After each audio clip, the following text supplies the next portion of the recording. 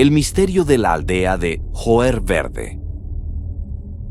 En 1923, un grupo de viajeros que atravesaba el estado de Goiás, Brasil, se topó con algo desconcertante. Un pueblo entero vacío. Se llamaba Joer Verde y hasta hacía poco albergaba a más de 600 personas. Casas, escuelas, comercios, la iglesia, todo estaba intacto, pero no había un solo habitante. Los visitantes describieron la escena como aterradora. En las mesas había platos servidos a medio comer. La ropa colgaba de los tendederos. Las tiendas estaban abiertas, con mercancía intacta. No había signos de violencia, lucha o saqueo. Era como si los habitantes hubieran salido todos al mismo tiempo y nunca hubieran regresado. Cuando las autoridades llegaron, confirmaron que el pueblo estaba totalmente desierto. Lo más inquietante fue lo que encontraron en la escuela. Un pizarrón con la frase escrita en tiza: "No hay salvación". Decenas de pupitres vacíos, con cuadernos abiertos y lecciones a medio escribir. En el ayuntamiento había documentos oficiales abandonados, como si el personal hubiera huido sin previo aviso. Y en la iglesia, las velas estaban encendidas, consumidas hasta la mitad. El misterio era absoluto. No había cadáveres, ni equipaje, ni rastros de una evacuación organizada. Los investigadores barajaron distintas teorías: ataque indígena o bandidos, descartado, porque no había signos de violencia ni saqueo. Epidemia, tampoco había pruebas. Los suministros médicos estaban intactos. Migración masiva, imposible, porque los caminos cercanos nunca registraron el paso de cientos de personas. Fenómeno sobrenatural. Algunos oficiales aseguraron escuchar voces y pasos en las noches mientras permanecían en el pueblo, como si los habitantes aún estuvieran allí, invisibles. Con el tiempo empezaron a circular historias de testigos.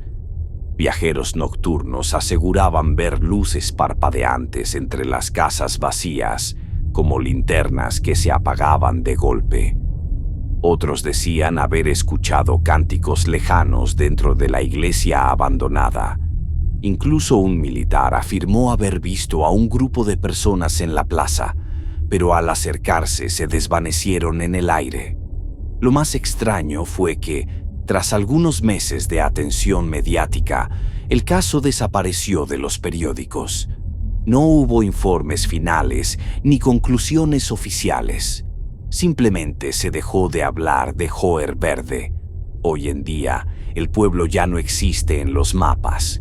La vegetación lo devoró, como si nunca hubiera estado allí. Sin embargo, en archivos antiguos aún aparece mencionado como un municipio brasileño que dejó de existir de la noche a la mañana. Los pocos curiosos que han buscado el lugar cuentan que, entre los restos cubiertos por la selva, aún se encuentran paredes con frases extrañas escritas en portugués y en latín.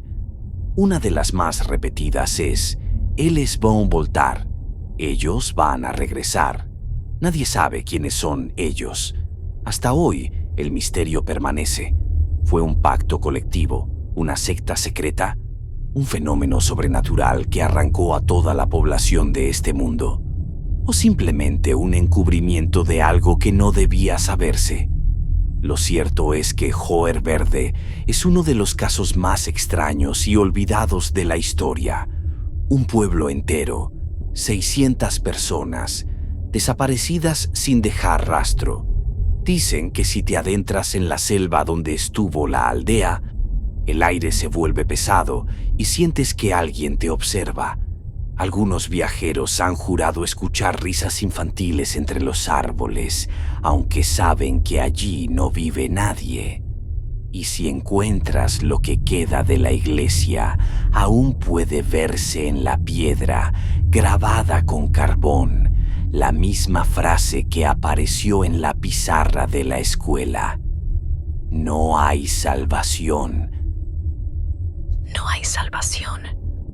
Para más terror y misterio, suscríbete a mi canal de YouTube y visita mis redes sociales. Sé parte de las voces esotéricas